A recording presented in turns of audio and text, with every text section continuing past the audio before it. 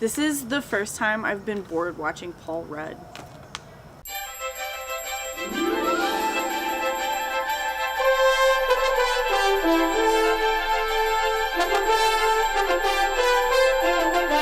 The Catcher Was a Spy is a 2018 film starring Paul Rudd, directed by Ben Lewin, who's done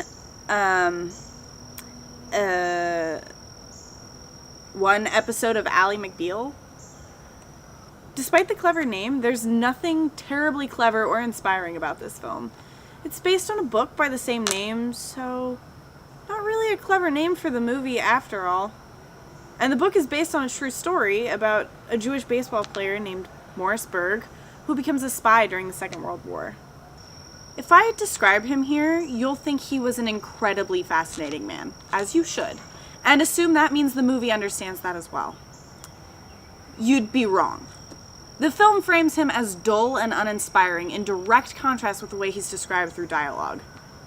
He was a professional baseball player, but first he graduated from Princeton and Columbia Law School and could speak French, Italian, German, Latin, Greek, and Sanskrit fluently, although the film changes the last two to Farsi, Cantonese, and Mandarin for some reason. He killed it on a popular radio quiz show with a bunch of hard questions, which is where he built up his reputation. And of course, became a spy for the CIA who was supposed to assassinate a German physicist, but somehow talked him out of building an atomic bomb for the Germans instead. How could they make this man boring? I'll explain what I think happened. Everything about this movie violates the show don't tell guidelines of cinema. Everything we know about Mo is given to us through dialogue that some throwaway character says in an unimportant, seemingly disconnected scene. The only exception to this is his understated bisexuality, which I think is by far the strongest aspect of this movie, ironically. He has a living girlfriend who he clearly loves, but has some reservations when it comes to marrying her, and then a couple subtle encounters that translate his sexual interest in men. The subtlety works until his commander blatantly says, "Weird that you're not married at your age. Are you queer?" And follows it up with, "I don't care who you without any real reason." These are lines that exemplify the terrible dialogue choices throughout this film.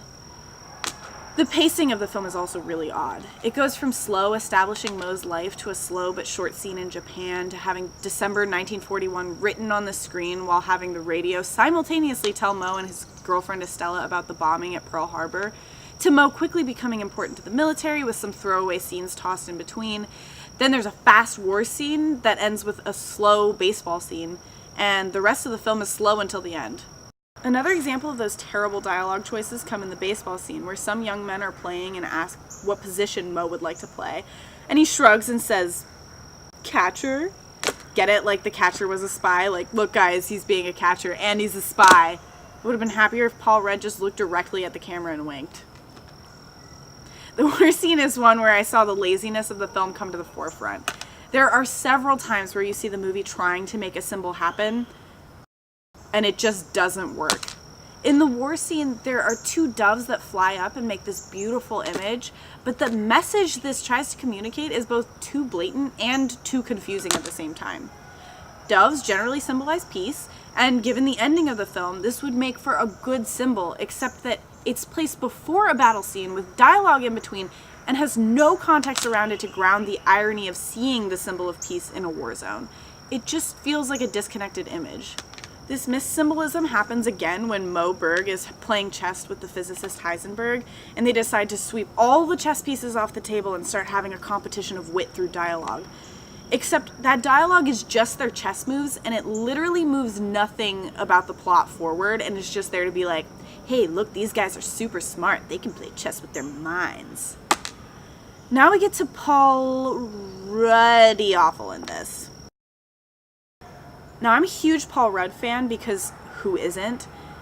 But the problem with Paul Rudd is his charm doesn't work when he's playing this intelligent, secretive spy character. Sidebar, you only know he's secretive because he literally tells people that about himself.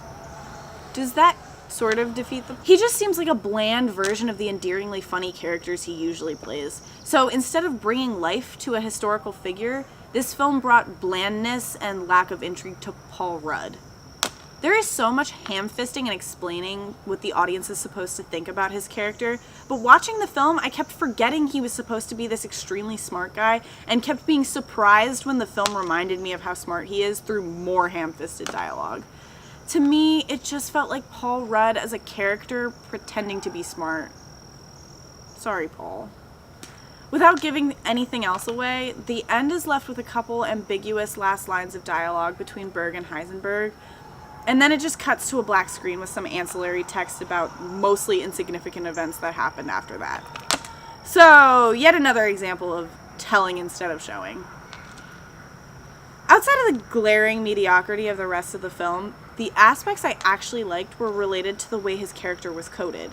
This guy is a badass and is clearly supposed to be challenging the classic hetero blow it all up then sleep with a hot chick attitude that other spy movies espouse about their heroes.